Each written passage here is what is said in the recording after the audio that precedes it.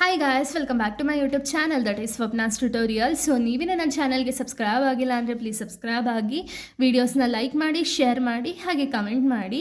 So ಇವತ್ತು ನಾನು ಮಾಡ್ತಿರೋ ಸಬ್ಜೆಕ್ಟ್ ಯಾವುದು ಅಂದರೆ ಫೋರ್ತ್ ಸೆಮ್ BComನ ಅಡ್ವಾನ್ಸ್ ಕಾರ್ಪೊರೇಟ್ ಅಕೌಂಟಿಂಗ್ ಅನ್ನೋ ಒಂದು ಸಬ್ಜೆಕ್ಟ್ನ ಎಕ್ಸ್ಪ್ಲೇನ್ ಮಾಡಿದ್ದೀನಿ. ಅದರಲ್ಲಿ ನಿಮಗೆ ಕ್ವಶನ್ ಪೇಪರ್ ಪ್ಯಾಟ್ರನ್ನ ಈ ಒಂದು ವಿಡಿಯೋದಲ್ಲಿ ಎಕ್ಸ್ಪ್ಲೇನ್ ಮಾಡ್ತೀನಿ. ಓಕೆನಾ? ಯಾವ್ಯಾವ ರೀತಿ ಕ್ವಶನ್ಸ್ ನಿಮ್ಗೆ ಅರೈಸ್ ಆಗ್ಬೋದು ಆ್ಯಂಡ್ ಯಾವ ರೀತಿ ಪ್ಯಾಟ್ರನ್ ಇರುತ್ತೆ ಅನ್ನೋದನ್ನ ಕಂಪ್ಲೀಟಾಗಿ ಈ ಒಂದು ವಿಡಿಯೋದಲ್ಲಿ ನಾನು ಹೇಳ್ತಾ ಹೋಗ್ತೀನಿ. ಇನ್ನು ನೆಕ್ಸ್ಟ್ ವಿಡಿಯೋದಲ್ಲಿ ನಾನು ಇಂಪಾರ್ಟೆಂಟ್ ಕ್ವಶನ್ಸ್ಗಳನ್ನ ಅಪ್ಲೋಡ್ ಮಾಡ್ತೀನಿ. ಓಕೆನಾ? ಸೊ ಫಸ್ಟ್ ನಿಮಗೆ ಕ್ವಶನ್ ಪೇಪರ್ ಪ್ಯಾಟ್ರನ್ ತಿಳ್ಕೊಂಡ್ರೆ ಗೊತ್ತಾಗುತ್ತೆ ಯಾವ ರೀತಿ ಕ್ವಶನ್ಸು, ಯಾವ ರೀತಿ ನಾವು ಆನ್ಸರಿಂಗ್ ಮಾಡಬೇಕು, ಯಾವ ರೀತಿ ಆನ್ಸರಿಂಗ್ ಮಾಡಿದ್ರೆ ನಮಗೆ ಹೈಯೆಸ್ಟ್ ಮಾರ್ಕ್ಸ್ ಸಿಗುತ್ತೆ ಅಂತ ಹೇಳಿ ಕಂಪ್ಲೀಟಾಗಿ ಗೊತ್ತಾಗುತ್ತೆ. ಓಕೆನಾ? ಸೊ ಅದಕ್ಕೆ ಈ ಒಂದು ವಿಡಿಯೋ ಅನ್ನೋದನ್ನ ಮಾಡ್ತಿರೋದು. ಸೊ ನೋಡಿ, ಈ ಒಂದು ಅಡ್ವಾನ್ಸ್ ಕಾರ್ಪೊರೇಟ್ ಅಕೌಂಟಿಂಗ್ ಸಬ್ಜೆಕ್ಟ್ ಏನಿದೆಯಲ್ಲ, ಇದು ನಿಮಗೆ ಕಂಪ್ಲೀಟಾಗಿ ಪ್ರಾಕ್ಟಿಕಲ್ ಇದೆ. ಓಕೆನಾ?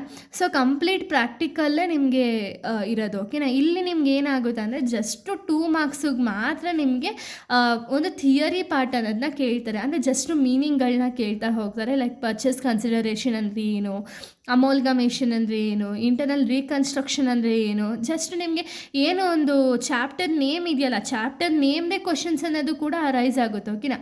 ಲಿಕ್ವಿಡೇಷನ್ ಅಂದರೆ ಏನು, ಲಿಕ್ವಿಡೇಟರ್ಸ್ ಅಂದರೆ ಯಾರು, ಯಾರ್ಯಾರೆಲ್ಲ ಲಿಕ್ವಿಡೇಟರ್ಸ್ ಇದ್ದಾರೆ ಅಂತರ, ಲೈಕ್ ಜಸ್ಟ್ ಒಂದು ಕಾಮನ್ ಕ್ವಶನ್ಸ್ನ ಕೇಳ್ತಾರೆ.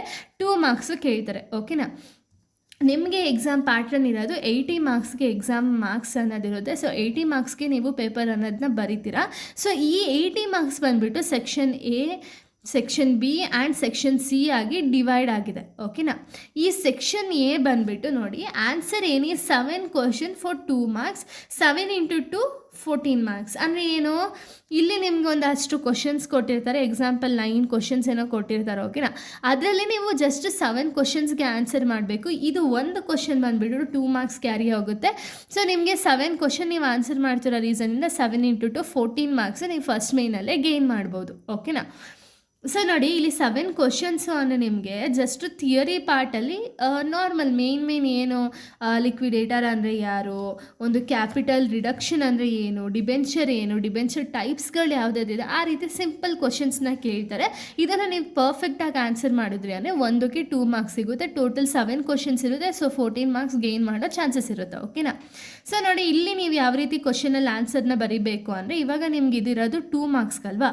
ಸೊ 2 ಮಾರ್ಕ್ಸ್ ಅಂದರೆ ಅಟ್ಲೀಸ್ಟ್ ನೀವು ಒಂದು 6 to 8 ಲೈನ್ಸ್ ಬರೆಯೋಕ್ಕೆ ಹೋಗಿ. ಓಕೆನಾ? 6 to 8 ಲೈನ್ಸ್ವರೆಗೂ ಕವರ್ ಅಪ್ ಮಾಡೋದಕ್ಕೆ ಹೋಗಿ. ಓಕೆನಾ? ಹಾಗೆ ಇವಾಗ ನೀವು ಬರೀತಿದ್ದೀರಾ ಅಂದ್ಕೊಳ್ಳಿ 2 ಮಾರ್ಕ್ಸ್ದು. ಬರೀಬೇಕಾದ್ರೆ ನಿಮ್ಗೆ ಅಲ್ಲಿ ಯಾವ್ದಾದ್ರು ವರ್ಡ್ ಇಂಪಾರ್ಟೆಂಟ್ ಅಂತ ಹೇಳಿ ಅನಿಸಿದ್ರೆ ಆ ವರ್ಡ್ನ ಅಂಡರ್ಲೈನ್ ಮಾಡಿ. ಓಕೆನಾ? ಈ ಅಂಡರ್ಲೈನ್ ಮಾಡೋದು ಯಾಕೆ, ನಿಮಗೆ ಈ ವರ್ಡ್ ಗೊತ್ತು ಅಂತ ಹೇಳಿ ಅವ್ರಿಗೆ ಗೊತ್ತಾಗೋದಕ್ಕೆ. ಅಂದರೆ ಜಸ್ಟ್ ಇವಾಗ ಒಂದೊಂದು ಮೀನಿಂಗ್ಗಳು ಯಾವ ರೀತಿ ಇರುತ್ತೆ ಅಂದರೆ ಒಂದೇ ವರ್ಡಲ್ಲಿ ನಮ್ಗೆ ಅದೇನು ಅಂತ ಹೇಳಿ ಗೊತ್ತಾಗೋಗುತ್ತೆ ಅಲ್ವಾ. ಈಗ ಎಕ್ಸಾಂಪಲ್ ಯಾವ್ದಾದ್ರು ಒಂದು ಎಕ್ಸಾಂಪಲ್ ಹೋಲ್ಡಿಂಗ್ ಕಂಪನಿ ಅಂತ ಹೇಳಿ ತೊಗೊಳ್ಳೋಣ. ಹೋಲ್ಡಿಂಗ್ ಕಂಪನಿ ಅಂದರೆ ಏನು, 51% ಆಫ್ ಶೇರ್ಸ್ ಆಫ್ ಸಬ್ಸಿಡರಿ ಕಂಪನಿನ ಕಂಟ್ರೋಲ್ ಮಾಡೋದನ್ನ ಹೋಲ್ಡಿಂಗ್ ಕಂಪನಿ ಅಂತೀವಿ. ಸೊ ಅದು ಅಷ್ಟೇ ಮೀನಿಂಗ್ ಇರೋದು. ನೀವು ಡ್ರ್ಯಾಗ್ ಮಾಡಿದ್ರು ಕೂಡ ಅದೇ ಮೀನಿಂಗಿಗೆ ನೀವು ಡ್ರ್ಯಾಗ್ ಮಾಡಬೇಕು. ಬಟ್ ಏನು, ಆ ಮೀನಿಂಗ್ ನೀವು ಜಸ್ಟ್ ಅಂಡರ್ಲೈನ್ ಮಾಡಿದ್ರೆ ಸಾಕು. ಯಾರು ಇನ್ವಿಜಿಲೇಟರ್ ಇರ್ತಾರಲ್ಲ ಅವ್ರಿಗೆ ಕಂಪಲ್ಸರಿ ಗೊತ್ತಾಗುತ್ತೆ ಇವ್ರಿಗೆ ಇಷ್ಟು ಆನ್ಸರ್ ಗೊತ್ತು ಅಂತ ಹೇಳಿ. ಓಕೆನಾ? ಸೊ ಈ ರೀತಿ ನೀವು ಏನೇ ಒಂದು ಬರೆದ್ರೂ ಕೂಡ ಅಂಡರ್ಲೈನ್ ಅನ್ನೋದನ್ನ ಮಾಡಿ. ಇನ್ನು ಸೆಕ್ಷನ್ B ಬಂದುಬಿಟ್ಟು ಇದು ನಿಮಗೆ 8 ಮಾರ್ಕ್ಸ್ ಕೇಳುವಂಥ ಒಂದು ಸೆಕ್ಷನ್. ಓಕೆನಾ? ಇಲ್ಲಿ ನಿಮಗೆ ಕಂಪ್ಲೀಟಾಗಿ ಪ್ರಾಬ್ಲಮ್ಸೇ ಬರುತ್ತೆ. ಸೊ ಇಲ್ಲಿ ನೀವು ಜಸ್ಟ್ 3 ಕ್ವಶನ್ಸ್ಗೆ ಆನ್ಸರ್ ಮಾಡಬೇಕು. ಅಂದರೆ ನಿಮಗೆ 5 ಚಾಪ್ಟರ್ಸ್ ಇದೆಯಲ್ಲ, 5ಅಲ್ಲಿ ಅಟ್ಲೀಸ್ಟ್ 4 ಚಾಪ್ಟರ್ಸ್ನ ಕಂಪಲ್ಸರಿ ಓದ್ಕೊಂಡಿರಿ. ಓಕೆನಾ? ಇನ್ನು ಒಂದು ಬಂದುಬಿಟ್ಟು ಆಪ್ಷನಲ್ ಆಗಿ ಇಟ್ಕೊಳ್ಳಿ. ಓಕೆನಾ? ಸೊ ಈ ಆಪ್ಷನಲ್ ಬಂದುಬಿಟ್ಟು ನಿಮಗೆ ಇಲ್ಲ ನನಗೆ 80ಗೆ 80ನೇ ಬೇಕು ಅಂದರೆ ಅಕಸ್ಮಾತ್ ಇಲ್ಲಿ 4 ಕ್ವಶನ್ಸಲ್ಲಿ ಟ್ವಿಸ್ಟ್ ಆದರೂ ಕೂಡ ಆಪ್ಷನಲ್ ಇರೋದ್ರಲ್ಲಿ ನೀವು ಅಟೆಂಡ್ ಮಾಡ್ಬೋದು. ಇಲ್ಲ ನನಗೆ ನಾರ್ಮಲಾಗಿ ನನ್ನ ಪರ್ಸೆಂಟೇಜ್ ಸ್ಕೋರ್ ಮಾಡಬೇಕು ಅಂದರೆ 4 ಸಾಕು. ಓಕೆನಾ? ನಾನು ಏನು 4 ಅಪ್ಲೋಡ್ ಮಾಡಿದ್ದೀನಲ್ಲ ಚಾಪ್ಟರ್ಸು, ಅಷ್ಟೇ ಸಾಕು. ಅದು ಮೇನ್ ಚಾಪ್ಟರ್ಸ್ನ ನಾನು ಅಪ್ಲೋಡ್ ಮಾಡಿರೋದು. ಸೊ ಅಷ್ಟು ಚಾಪ್ಟರ್ಸ್ ನೀವು ಪರ್ಫೆಕ್ಟಾಗಿ ಓದ್ಕೊಂಡ್ರಿ ಅಂದರೆ ಏನೇ 3 ಕ್ವಶನ್ಸ್ನ ನೀವು ಆನ್ಸರ್ ಮಾಡ್ಬೋದಲ್ವಾ. 8 ಮಾರ್ಕ್ಸ್ ಆರಾಮ್ಸೆ ಸೆಕ್ಷನ್ B ಅಲ್ಲಿ ಸಿಗುತ್ತೆ. ಸೊ ಇದು ಕಂಪ್ಲೀಟ್ ಪ್ರಾಬ್ಲಮ್ ಆಗಿರೋ ರೀಸನಿಂದ ಏನೂ ಕೂಡ ಸಜೆಷನ್ ಇಲ್ಲ. ಬಟ್ ಸಜೆಷನ್ ಏನು ಅಂದರೆ ಪ್ರಾಪರಾಗಿ ಬಾಕ್ಸ್ ಏನಿರುತ್ತಲ್ಲ, ಅಂದರೆ ಕಾಲಮ್ಸ್ ಏನಿರುತ್ತಲ್ಲ, ಕಾಲಮ್ಸ್ನ ಪ್ರಾಪರಾಗಿ ಹಾಕಿ, ಆಮೇಲೆ ಕಾಲಮ್ ಮೇಲೆ ಏನು ಹೆಡ್ಡಿಂಗ್ ಇರುತ್ತಲ್ಲ, ಇವಾಗ ಹೋಲ್ಡಿಂಗ್ ಕಂಪನಿ ಅಕೌಂಟ್ಸ್ ನೀವು ಮಾಡ್ತಿದ್ದೀರಿ ಅಂದರೆ ಅಲ್ಲಿ ಏನು ಹೆಡ್ಡಿಂಗ್ ಬರುತ್ತಲ್ಲ ಹೆಡ್ಡಿಂಗ್ನ ಹಾಕಿ, ಅದಾದಮೇಲೆ ನಿಮ್ಗೆ ಏನು ಟೋಟಲ್ ಆನ್ಸರ್ ಬರುತ್ತಲ್ಲ ಅದನ್ನು ಲೈಕ್ ಬಾಕ್ಸ್ ಥರನೋ ಅಥವಾ ಒಂದು ಅಂಡರ್ಲೈನು ಏನೋ ಒಂದು ಮಾಡಿ. ಓಕೆನಾ? ಇನ್ನು ಸೆಕ್ಷನ್ C ಬಂದುಬಿಟ್ಟು ನಿಮಗೆ 14 ಮಾರ್ಕ್ಸು ಕೇಳುವಂಥ ಒಂದು ಸೆಕ್ಷನ್ನು. ಈ ಸೆಕ್ಷನಲ್ಲೂ ಕೂಡ ನೀವು ಜಸ್ಟ್ 3 ಕ್ವಶನ್ಸಿಗೆ ಮಾತ್ರ ಆನ್ಸರ್ ಮಾಡ್ತೀರಾ.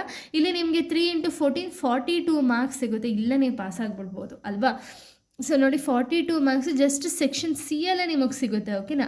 ಇದು ಬಂದುಬಿಟ್ಟು ನಾನು ಆಗಲೇ ಹೇಳ್ದಂಗೆ ಕಂಪ್ಲೀಟ್ ಪ್ರಾಕ್ಟಿಕಲ್ ಇರುತ್ತೆ. So consolidated balance sheet, internal reconstruction related ಎಲ್ಲನೂ ಕೂಡ ಕೇಳ್ತಾ ಹೋಗ್ತಾರೆ.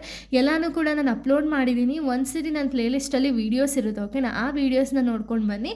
ನಾನು ಈ ನೆಕ್ಸ್ಟ್ ವೀಡಿಯೋದಲ್ಲಿ ನಾನು 2 ಮಾರ್ಕ್ಸ್ದು ಇಂಪಾರ್ಟೆಂಟ್ ಕ್ವಶನ್ಸ್ನ ಅಪ್ಲೋಡ್ ಮಾಡ್ತೀನಿ. ನೆಕ್ಸ್ಟ್ 8 ಆ್ಯಂಡ್ 14 ಮಾರ್ಕ್ಸ್ದು ಅಪ್ಲೋಡ್ ಮಾಡಲ್ಲ. ಯಾಕೆ ಅಂದರೆ ಆಲ್ರೆಡಿ ನಾನು ಸಮ್ಸ್ನ ಅಪ್ಲೋಡ್ ಮಾಡಿದ್ದೀನಿ. ಓಕೆನಾ. ಅದನ್ನು ನೀವು ನೋಡಿದ್ರೆ ಸಾಕು, ನಿಮಗೆ ಪ್ರಾಪರಾಗಿ ಅರ್ಥ ಆಗುತ್ತೆ.